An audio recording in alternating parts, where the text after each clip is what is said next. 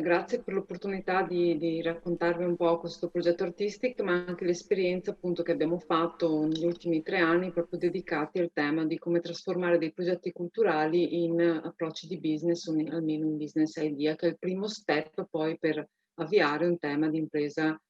culturale o di impresa creativa e culturale.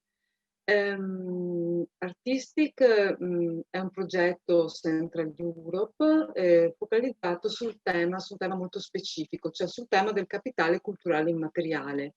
Sapete che l'UNESCO ha definito appunto come la possibilità di salvaguardare anche il patrimonio culturale immateriale, non solo quello materiale, e come dire, possono essere salvaguardati quindi delle prassi, delle rappresentazioni, delle espressioni, delle conoscenze, del know-how, degli strumenti, degli oggetti o dei manufatti e degli spazi ad essi associati che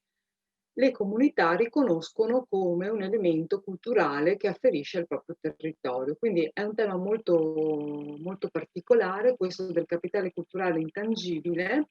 e proprio da questa definizione noi abbiamo pensato questo progetto appunto che si è chiamato Artistic, che nasce da un precedente progetto dove in qualche modo abbiamo fatto una mappatura di che cos'erano appunto degli elementi di tradizione, di pratiche sociali e artistiche che valeva la pena di in qualche modo promuovere e valorizzare.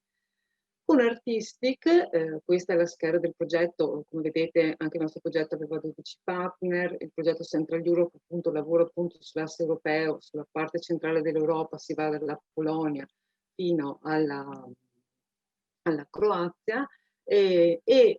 con Artistic diciamo quello che abbiamo voluto cercare di sperimentare e lavorare su questo tema è quello appunto di capire qual è il potenziale economico del patrimonio culturale intangibile, che molte volte viene poco sfruttato. Abbiamo capito che un grande tema è quello della mancanza di fondi pubblici e privati, ma mi ricollego anche a quello che ha detto appunto la dottoressa Martinoni poco fa, cioè non basta avere i soldi, bisogna anche saperli usare o saperli in qualche modo sfruttare in modo manageriale e rendere quella che può essere un'attività culturale trasformarla in un'attività in qualche modo vera e propria di business, cercando di raccogliere un interesse di potenziali clienti, utenti, ascoltatori, networking e quant'altro. Quindi questo è, diciamo, l'asse centrale su cui si è sviluppato il nostro progetto. Quello che abbiamo individuato come soluzione e che è stata in qualche modo anche premiata grazie al finanziamento è quello di dire dobbiamo cercare di creare nei territori degli esperti sia degli intermediari ma anche di sensibilizzare degli addetti culturali a questi temi e dall'altra parte trovare dei nuovi sistemi per migliorare la sostenibilità economica delle iniziative culturali. E in qualche modo noi abbiamo voluto all'interno di questo progetto sperimentare questa pratica del crowdfunding che anche se si sta diffondendo in Italia non è ancora diffusa come in altri paesi europei o come negli Stati Uniti dove è nato, però sta prendendo piede e potrebbe essere un ultimo strumento che ovviamente si collega e va inserito all'interno di una più ampia strategia di fundraising in generale, cioè non è che una campagna di crowdfunding risolve il problema di un'associazione, di un ente, di un'organizzazione. La campagna di crowdfunding è uno degli elementi che bisogna pensare all'interno di una propria strategia di sviluppo di un business. Quando parlo di sviluppo del business intendo dire trasformare quello che può essere un proprio servizio, un bene, un'idea in qualcosa che possa essere in qualche modo intermediato e che abbia un valore economico da parte dei nostri utilizzatori finali, che possa essere quindi riconosciuto, pagato e sostenuto. Tornando un po' a quello che abbiamo fatto nell'ambito del progetto, è una parte di identificazione di quelli che sono appunto questi asset culturali intangibili, i fabbisogni dei laboratori e una strategia. E poi abbiamo messo a punto dei toolkit, dei materiali per la formazione, poi vi indicherò dove sono disponibili questi materiali, perché appunto il bello di questi progetti è che poi, oltre a realizzare delle azioni pilota, poi restituiscono ai territori, a tutti anche i cittadini europei, dei materiali che possono essere utilizzati e riutilizzati proprio per favorire lo scambio e lo sviluppo di conoscenze. In più abbiamo fatto delle azioni pilota grazie alla selezione di alcuni progetti di sviluppo culturale sul territorio del Veneto, e abbiamo su questi lanciato delle campagne di crowdfunding che dopo vi racconterò. Due parole sulle cose che abbiamo imparato da questo progetto, perché credo che insomma le lezioni apprese dai progetti siano sempre utili per gli scambi e per la valorizzazione di quanto si è fatto. Allora, per sostenere i progetti culturali, e quindi in questo caso vedete che anche se non ci siamo messi d'accordo siamo perfettamente in linea con quello che hanno detto le mie colleghe in maniera che mi hanno preceduto, bisogna che ci sia un ampio coinvolgimento del territorio, che può essere la forma del volontariato, che può essere la riconoscibilità, che può essere la microdonazione, che può essere però un progetto culturale, nasce, si sostiene, si rappresenta ed è in qualche modo voluto e apprezzato dal territorio in cui questo nasce. Molto interessante, prima la dottoressa Tognon diceva, nel prossimo progetto, nelle prossime call di Creative Europe ci saranno delle azioni dentro la cultura che mettono insieme turismo, design e moda. Ecco, anche questo è un tema molto importante, no? Cioè, quindi il territorio che si amplia e che mette dentro più imprese, più realtà per favorire la trasmissione culturale di anche assi appunto culturali intangibili oppure anche beni tangibili, perché all'interno dei nostri territori abbiamo anche dei posti bellissimi che meritano di essere valorizzati e che possono appunto trovare sostegno grazie appunto al coinvolgimento del territorio. Un altro tema molto importante è anche quello che abbiamo visto come sia importante valorizzare il coinvolgimento dei giovani, cioè trovare un modo per coinvolgere le nuove generazioni, trasferendo le competenze, lavorando sui social che magari sono uno strumento che in qualche modo le generazioni giovani apprezzano, e cambiando anche lo storytelling di queste opere, di questi beni culturali, che non rimangano in qualche modo collegati esclusivamente al passato. Infatti l'elemento ulteriore che abbiamo visto funzionare proprio sul tema della valorizzazione culturale è quello di, se si vuole valorizzare un patrimonio culturale, bisogna anche trovare un modo di rileggerlo e riproporlo in una chiave innovativa nel tempo di oggi. Noi non possiamo continuare a pensare che sia la mera conservazione, quindi c'è questo, lo ripropongo sempre in questo modo, ma magari trovo un modo per rendere quello spazio, quell'evento, quella storia, quel racconto, quella tradizione in un modo che sia più coerente col tempo di oggi, anche fruibile al tempo di oggi, al di là del tempo oggi, periodo storico particolare pandemico, però ad esempio pensate a quanti musei durante il lockdown hanno aperto visite virtuali ai loro spazi, cosa che fino a poco tempo fa non faceva quasi nessuno, anzi si sentivano defraudati di un potenziale biglietto. In realtà nel momento in cui ci sono degli spazi si possono trovare nuove forme per in qualche modo utilizzare, innovare, perché l'importante è aggregare, far conoscere e trovare nuove strategie di marketing, di comunicazione e anche di... E su questo mi viene da dire, molte imprese creative, culturali o anche culturali, possono trovare proprio spazio di collaborazioni, magari con delle realtà pubbliche che hanno dei beni culturali da promuovere, perché magari appunto chi usa delle tecnologie, penso al design, alla comunicazione, eccetera, possono trovare forme di collaborazione e di sostegno. Andando avanti, quindi nell'arco di tutto il progetto, e questo è il lato italiano, ma tutta questa operazione è stata ovviamente sperimentata in tutti i territori. Comunque nel territorio del Veneto noi abbiamo fatto una call, abbiamo selezionato 21 idee di impresa, come dire, di imprese culturali dedicate a questo tema, e abbiamo lavorato appunto per trasformare queste idee in un business plan. Il business plan è quello strumento, lo dico in maniera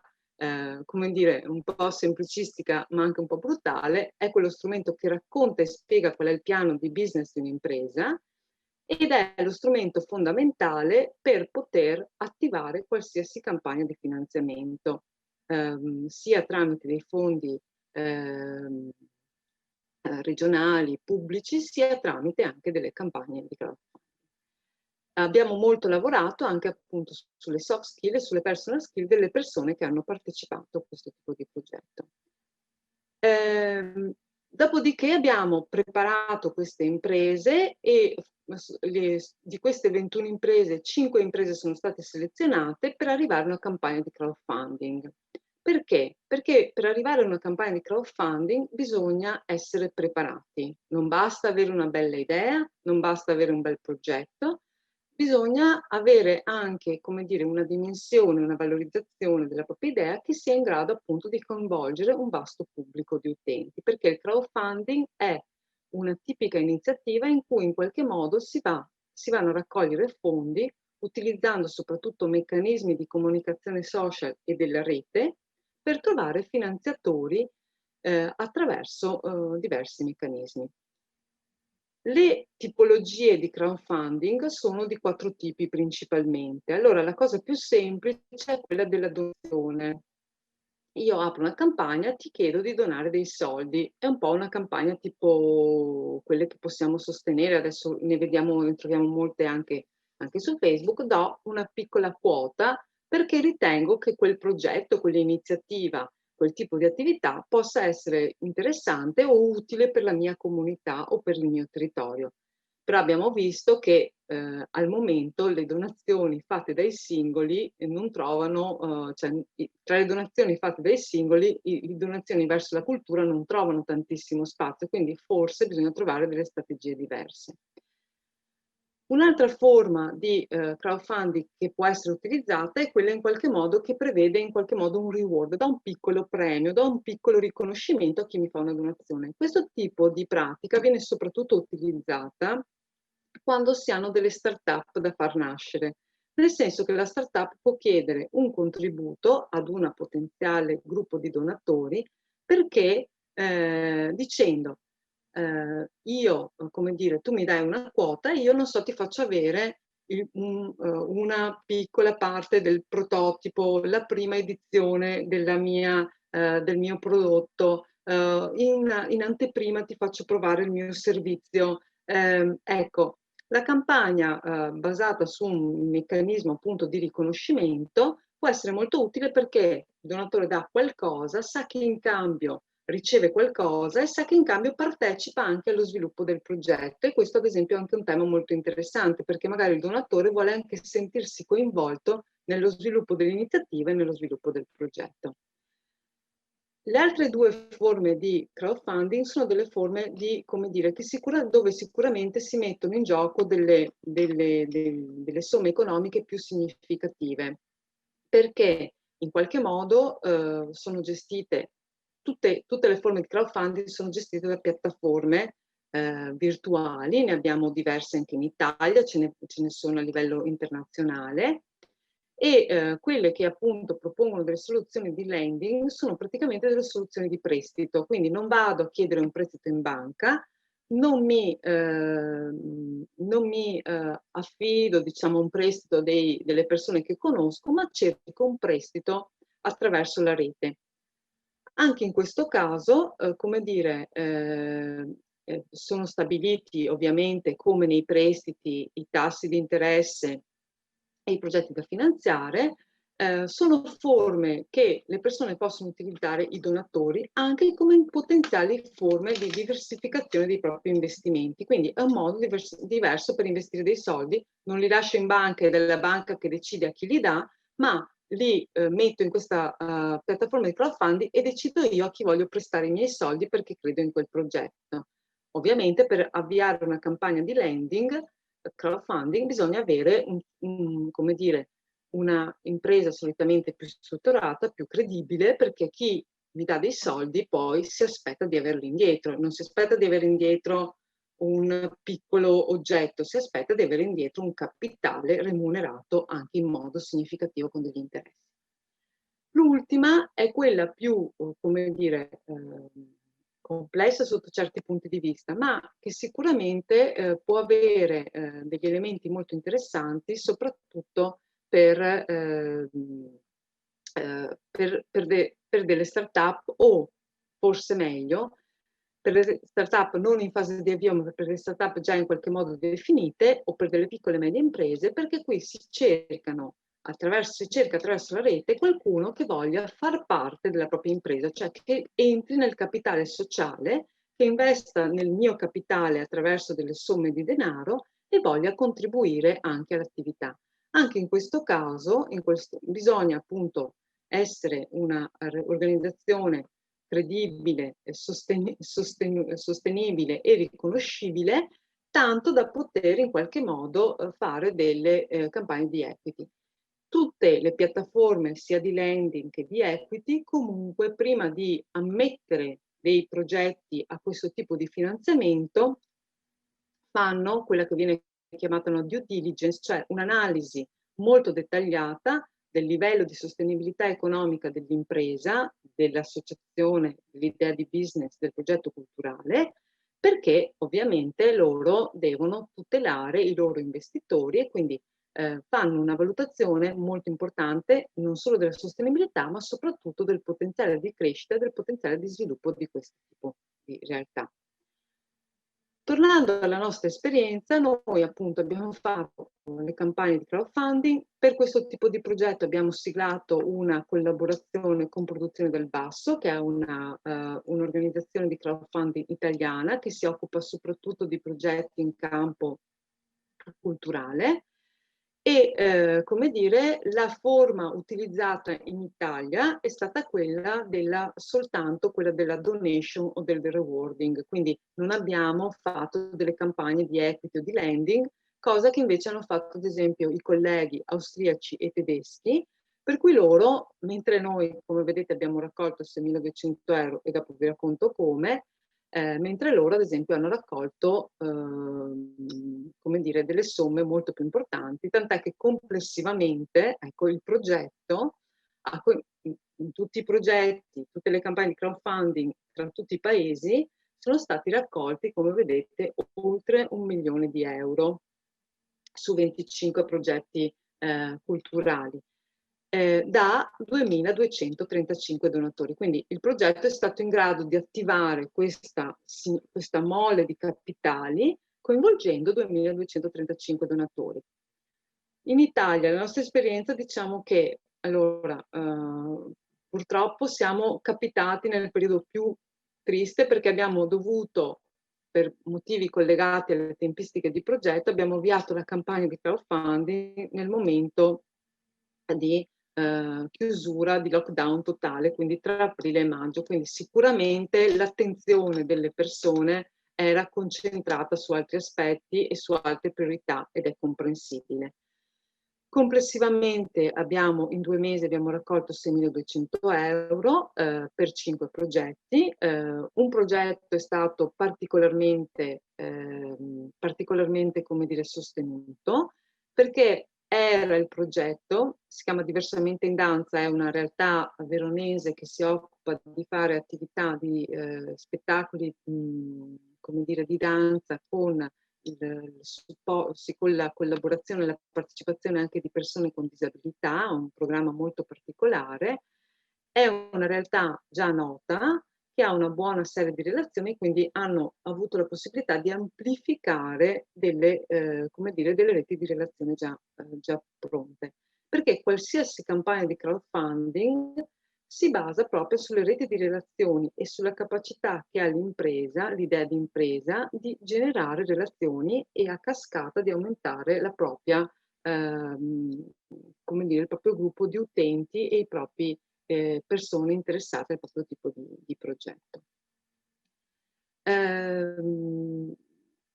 Cosa lascia oltre a questa esperienza che ovviamente abbiamo fatto noi come T2I piuttosto che anche con la regione del Veneto?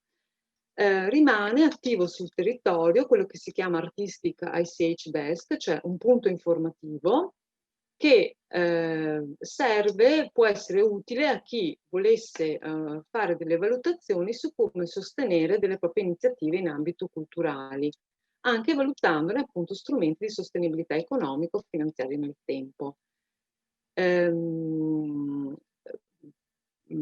Il servizio appunto è presidiato da un punto di vista operativo e tecnico da T2I, ma è comunque monitorato e controllato dalla Regione del Veneto. Chiunque si può rivolgere appunto su un tema appunto di prima informazione all'avvio di impresa e poi l'orientamento, la definizione, il business plan, l'accompagnamento e poi lo sviluppo del business angel.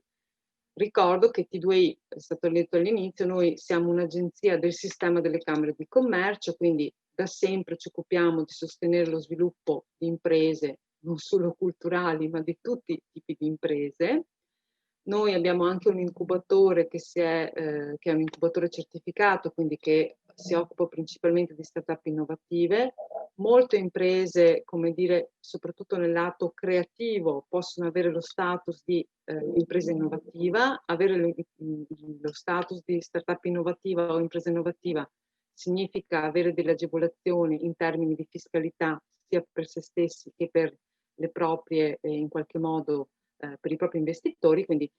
sono informazioni appunto utili. Prima di salutarvi, ecco, volevo focalizzare proprio 2 minuti, non so come sono col tempo, ma un tema a cui noi teniamo molto. Allora, di solito il primo appuntamento di chi viene al nostro desk, sia perché vuole aprire un'impresa, tra virgolette, normale, sia perché vuole aprire un'impresa culturale o creativa, è quello di fare una chiacchierata su quello che è un possibile modello di business. E lo strumento che noi proponiamo è il Business Model Canvas, è uno strumento in qualche modo open e disponibile, sviluppato e maturato da tantissimi tempi, che però senza la complessità di un business plan che richiede sicuramente l'intervento di esperti anche con competenze differenti, finanziarie, economiche, piuttosto che di marketing, eccetera, può essere proprio molto utile per cominciare a mettere giù qualche idea in modo preciso e concreto e a capire, ad esempio, di che cosa abbiamo bisogno per far nascere la nostra impresa dal nostro progetto culturale. Il business model si caratterizza insomma da questo canvas che appunto potete trovare in rete, comunque dopo le slide li lasciamo, o potete utilizzare anche quelli che proponiamo appunto sul sito di T2E, ed è in qualche modo diviso in questi quadranti. La parte centrale si chiama la proposta di valore ed è l'elemento essenziale da cui partire, perché la proposta di valore indica qual è quell'elemento di differenziazione rispetto ad altri, l'offerta specifica che io porto rispetto al territorio e rispetto ai miei potenziali clienti, per cui i miei clienti sono in qualche modo interessati a pagarmi o a riconoscermi un'attività, un pagamento per questo tipo di attività. Poi, come dire, elaborata questa proposta di valore, che deve essere una proposta di valore differenziante, riconoscibile, in qualche modo percepibile anche dal potenziale mercato, si può lavorare sulla parte destra su tutto quello che è la relazione, la modalità di gestione, di individuazione dei propri clienti, mentre sulla parte sinistra si lavora su tutto quello che serve per definire per fare il proprio business, quindi i partner, gli attori, le risorse. E